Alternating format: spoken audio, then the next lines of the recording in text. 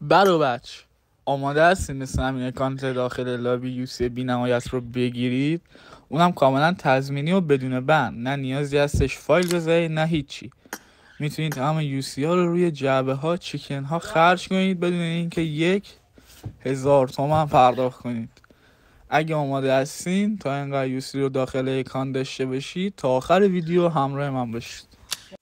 سلام گایز، خوش اومدین به بخش آموزشی این ویدیو که قراره بهتون آموزش بدیم. دقیقاً مثل اکانتی که اول ویدیو مشاهده کردین شما هم یوسی بی نهایت رو تجربه کنین و همچنین داخل اکانتتون داشته باشیدش.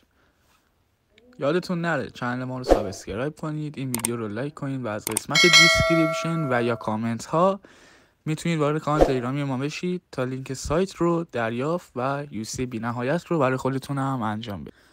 خیلی خوب، این کانال تلگرامی ما هستش که حتما باید داخلش جوین بشید. پس از جوین شدن روی پیام آبی یا لینک آبی که قرار دادم کلیک میکنید، لینک باز میشه و وارد سایت میشید. حالا این قسمت باید بیاین پایین، یعنی سایت رو رفرش کنید و بیاین سمت پایین، آیدی عددی اکانت خودتون رو وارد کنید و کنارش کد مرسی که واسهتون قرار دادیم رو هم باید بزنید. پس از نسخه دیوایسی که دارید رو انتخاب کردید که مثلا میگم دیوایس بنده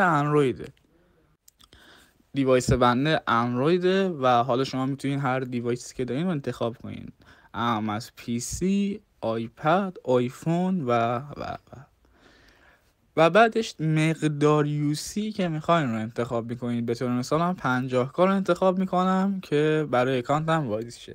پس از انتخاب یوسی مورد نظر خودتون روی تایید یا همون استارت میزنید.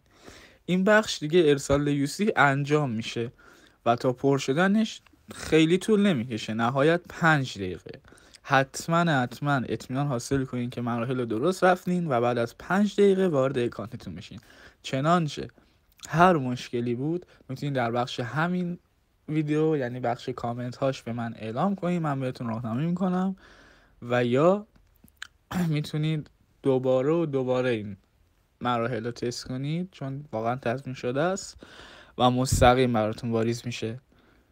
اگر از این جور ویدیو خوشتون میاد کانال ما رو سابسکرایب کنید، این ویدیو رو لایک کنید و در بخش کامنت ها با ما نظراتتون رو به اشتراک بذارید. ممنونم و توی آموزش دیگه